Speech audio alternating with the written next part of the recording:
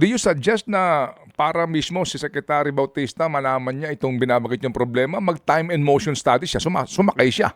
Mukha ho may nagsusubo sa kanya ng idea para ho siya madapa at mapahiya. May I nagsusubo. wish him success, but he should Opo. talk to the right people ho. Opo, opo. Sige po.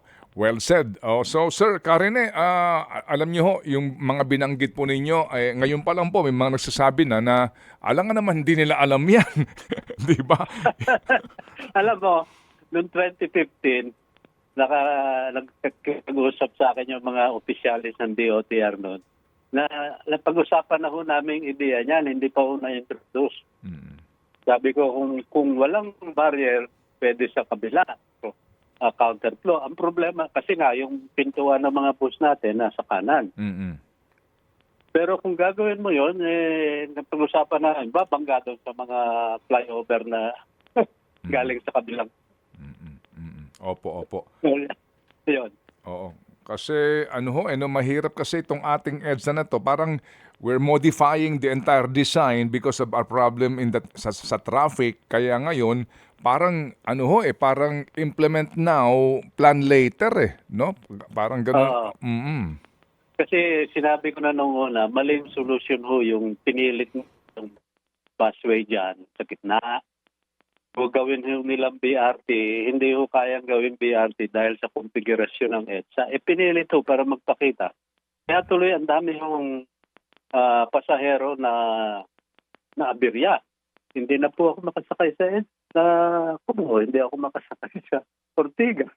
Hindi ako makasakay sa Siom nang wala yung malaking transfer point ng mga bus.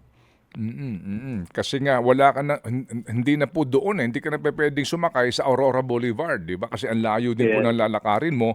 At ito nga po, bagamat ngayon mukhang nakakasanayan na po Karen ng ating mga pasahero, kahit na senior ka, buntis ka, PWD ka, tiis ka, di ba, sa mahabang lakarin, ano kaya din ang effect nun kung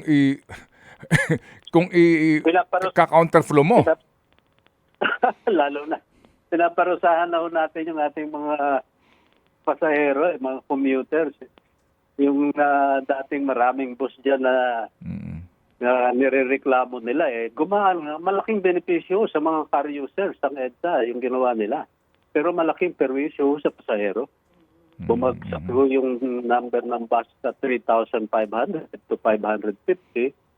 Tapos hindi pa ho nila ma-access sa akyat baba. Pag matanda ka ho, hihingalin, mamamatay ka sa akyat baba doon. Opo. Sige po. So again, Engineer, salamat po for sharing your thoughts and we will talk to the DOTR people and try to relay the message na baka naman pwede pong bago sila magsimula, pag-aralan muna mabuti. Sabihin po ninyo sa kanila na yung kanilang expensive foreign consultant, ano po ba ang sinasabi? Yung bang kanila pong expensive foreign consultant, anong lahi? Iba-iba ho. Mukhang tayo, no? British or what. Opo. Pero meron pa atang Indian, pero hindi, hindi ho taga rito Pilipinas, so hindi alam ang problema ng Pilipinas.